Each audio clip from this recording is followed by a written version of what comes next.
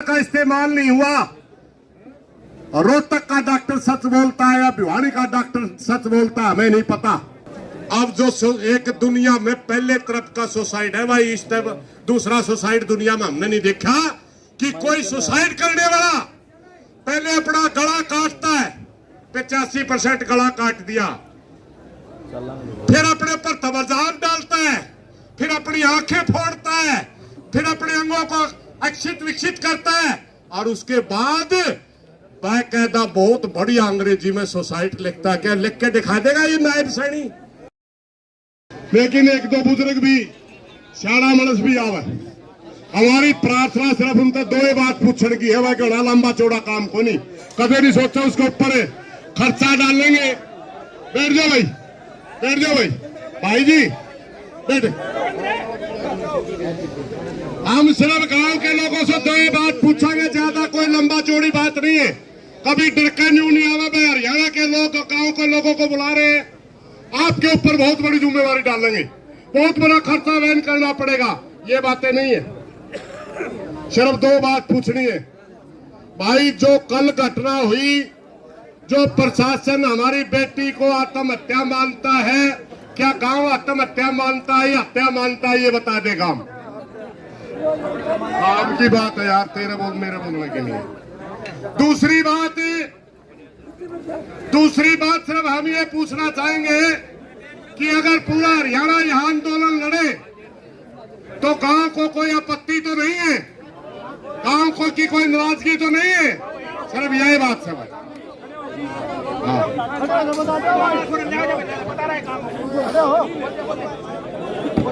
कोई आपत्ति नहीं है जी, पूरे गांव के सामने, यहाँ पे सभी के सामने बोल रहे हैं, पूरे गांव की तरफ से खुली चैलेंज है कि कोई आपत्ति नहीं है गांव को, और पूरा गांव साथ में है।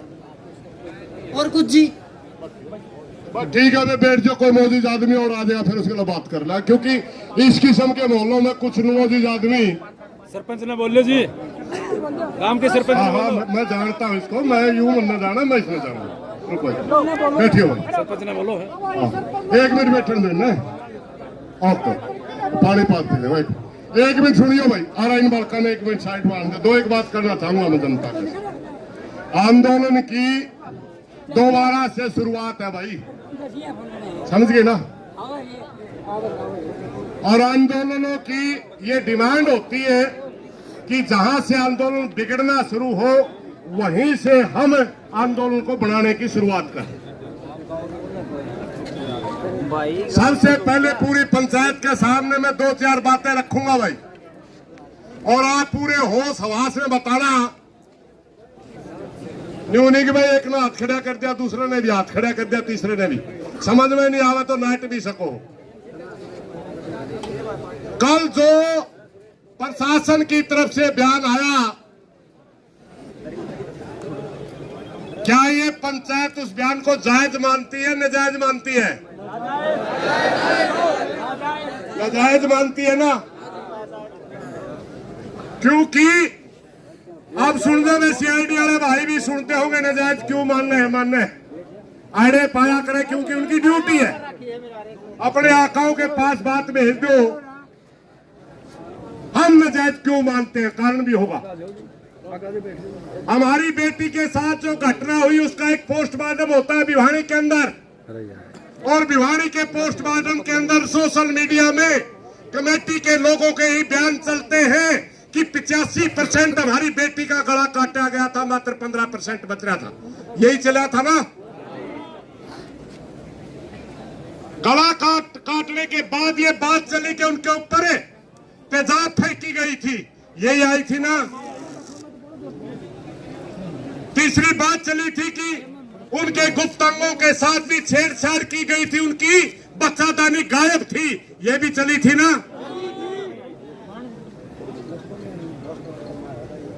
अब जो एक दुनिया में पहले तरफ का सुसाइड है भाई, इस तरफ दूसरा सुसाइड दुनिया में हमने नहीं देखा कि कोई सुसाइड करने वाला पहले अपना गला काटता है, 85% गला काट दिया, फिर अपने ऊपर तवजान डालता है, फिर अपनी आंखें फोड़ता है, फिर अपने अंगों को अक्षित विक्षित करता है और उसके बाद बाकायदा बहुत बढ़िया अंग्रेजी में सोसाइटी लिखता है। क्या लिख के दिखा देगा ये नायब सैनी? एक अक्षर लिख के दिखा देगी सरकार? ये सवाल बनता है, नहीं बनता हो तो बताइए। ये सवाल का जवाब चाहिए हमें। इस सवाल का जवाब चाहिए कि यह पहले आपने झूठ बोली या बाद में आपने झूठ बोली। दूसरी बात सुन लो भाई,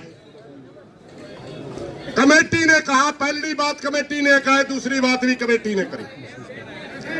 तीसरा एक बयान आया भाई, डॉक्टर का बयान आ रहा है रोहतक से, पीजीआई से डॉक्टर मित्तल का बयान आ रहा है।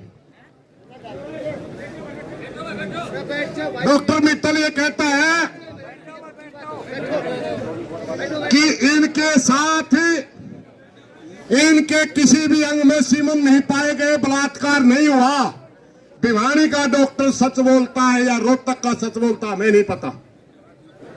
इनकी डेड बॉडी को आवारा पशुओं ने खाया है, तेजधार हथियार का इस्तेमाल नहीं हुआ।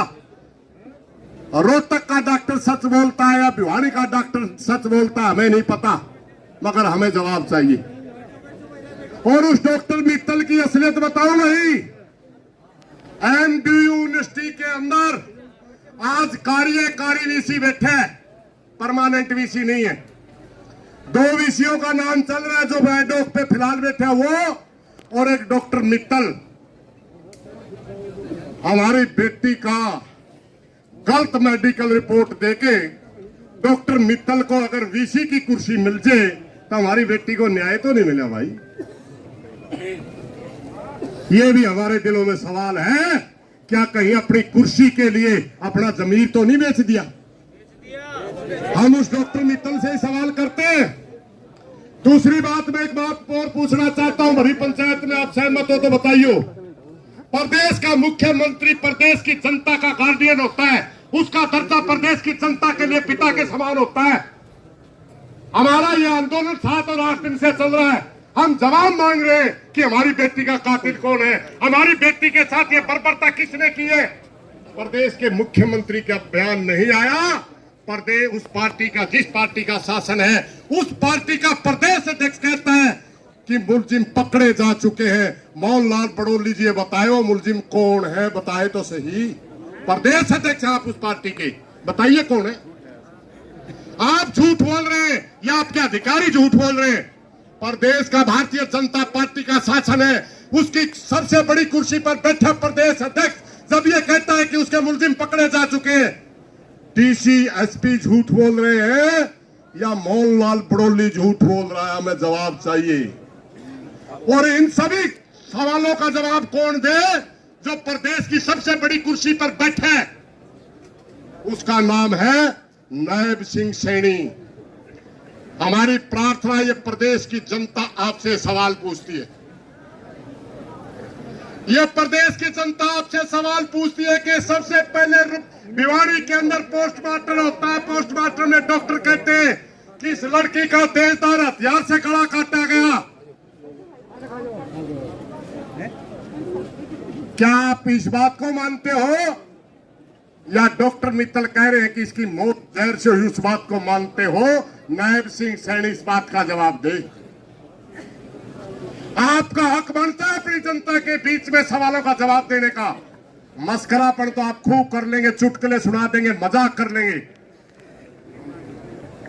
मगर आज समय है अपना आपने नेतृत्व दिखाने का। आज समय है कि आपको यह साबित करने का कि आप कितने मेच्योर पॉलिटिशियन हैं। आपको समय है कि आप छत्तीस बिरादरी के नेता हैं या थोपे हुए नेता है। ये टेस्ट आपका है। और मेरी नायब सिंह सैनी से भरी पंचायत में माइक से ये प्रार्थना भी है, गला पिछलंगू ना बना भाई, सच्चाई बोलते इतना सारी बात का बेरा पिछलंगू ना बने। किसी कोई भिवानी का नेता आपको अगर उंगलियों पर नचा रहा है, नाचना छोड़ दे, वरना इतिहास के अंदर आपका गद्दार मुख्यमंत्रियों में नाम आएगा। और अगर आप अपनी इच्छा शक्ति से किसी के दबाव में ना आकर के सीधे कहेंगे कि हाँ फलाना आदमी की गर्दन इतनी मोटी थी जो पुलिस प्रशासन का फंदा उन तक पहुंच नहीं पाया। कौन आदमी है जिसकी गर्दन इतनी मोटी है जो पुलिस उसको पकड़ नहीं सकती? उसको फांसी का फंदे तक पहुंचा नहीं सकती। ये भी सवाल प्रदेश की जनता पूछना चाहती है। भाइयों, इन्हीं सवालों के साथ मेरी एक प्रार्थना है, जो नौजवान साथी यहां आए गांव के, बहुत बढ़िया। दो बात याद रखियो भाई। एक भाई बोल रहा हम सुना, फिर उठ उठ कर चल पड़ा। लाखों की सेना बिना अनुशासन के हार जाया करती, और अनुशासन में छोटी सेनाएं भी जीत जाया करती हैं। सबसे पहले तो प्रशासन के अधिकारियों से हमारी प्रार्थना है, डीसीएसपी से भी, आप जबरदस्ती दाग लगाने की कोशिश ना करें, दाह संस्कार करने की कोशिश ना करें। यहां पंचायत में हो सकता है आपको दबाव में आपने कोई गलती कर दी हो। जब तक गांव संतुष्ट नहीं होता, जब तक ये क्षेत्र संतुष्ट नहीं होता, एरिया संतुष्ट नहीं होता, अगर आपने दाह संस्कार की कोशिश की तो पूरे हरियाणा को जाम कर देंगे। ये याद रखना डीसीएसपी। रुको भाई, ये सिर्फ फैसला नहीं है, ये फैसला नहीं है, फैसला कमेटी करेगी।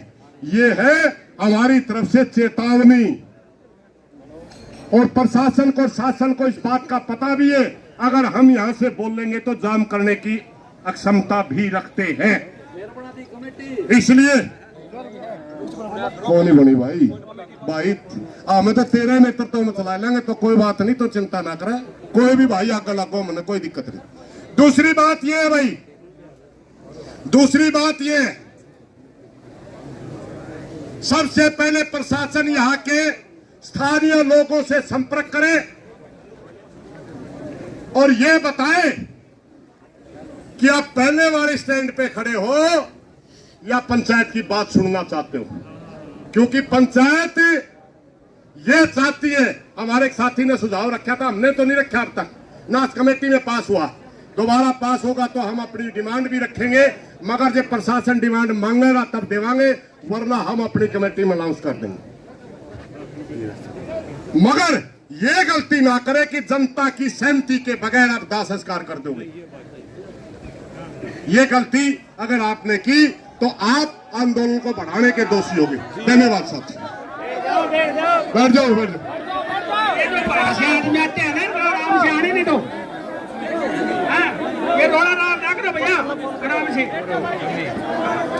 भाई कुछ नहीं है, वहां से संदेश दे रहे हैं कुछ। बैठो एक बार सभी भाई, बैठो।